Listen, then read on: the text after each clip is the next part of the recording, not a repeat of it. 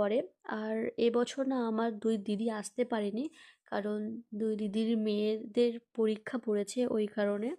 আমি গেছিলাম লাস্টের মানে ২ দিন আগে, শেষ হওয়ার ২ দিন আগে গেছিলাম, শনিবারে গেছিলাম। আর পাপিয়া দিদি, তারপরে এই যে আমার আরেকটা দিদি, ওরা রবিবারে এসছে। তো সবাই মিলে এই কাত্যায়নী পুজোয় আমরা খুব মজা করি। তো এবার দিদিদের আর দুটো দিদিদের খুব মিস করেছি। আহ, কিছু করার নেই, মেয়েদের পরীক্ষা ছিল, কি আর করা যাবে। আমিও না আগে যেতে পারতাম না ওই পরীক্ষার জন্যে। যাই হোক, ওই ঝামেলাটা মিটে গেছে। গায়ক নিচে নেমে এসেছে, নিচে নেমে এসে গান করছে, আর আমরা নাচবো না গাইস? এটা কি মানা যায়? আমি বেশি নাচিনি, কিন্তু আমার দিদিরা একটু অর্ধেক নেচেছিল। আমার দিদিদের নাচের ফল এবার তোমাদেরকে দেখাচ্ছি।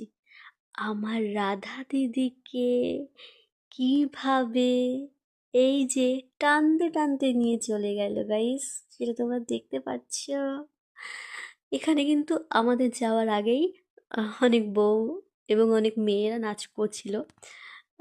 আর তার আগেও গায়ক নিচে এসেই না মানে গান করছিল আর কি। কিন্তু জানি না আমার দিদিকে টানতে টানতে কেন নিয়ে গেল, ওখানে আরও অনেকেই ছিল।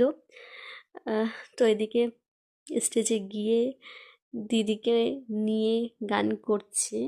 এখানে কি গান করছিল আমার না মনে নেই, আর তোমাদের সাথে শেয়ার করতেও পারবো না, কারণ কপিরাইট পড়বে গাইস।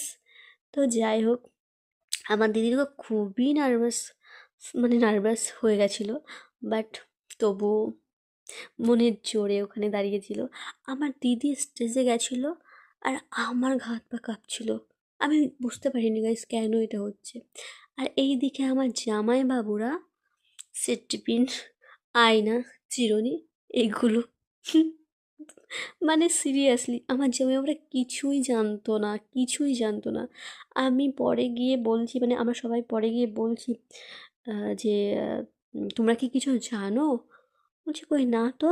তারপরে ভিডিও দেখালাম, দেখে বলছে ও মা আমরা তো কিছুই জানি না, আমরা তো ওইদিকে খেলছিলাম, আমাদের নেচে হয়নি, আমরা আবার নাচতে নাচতে বাড়িতে যাচ্ছি এই আনন্দে যে আমরা 1টা বাজে তখন আমরা বাড়িতে যাচ্ছি। মানে সিরিয়াসলি আমরা মনে এক জায়গায় হলে কটা বাজছে না বাজছে আমাদের কোনো হুঁশই থাকে না। চলো আজকের ভিডিওটা এই পর্যন্ত, দেখা হচ্ছে পরের ভিডিওতে, টাটা।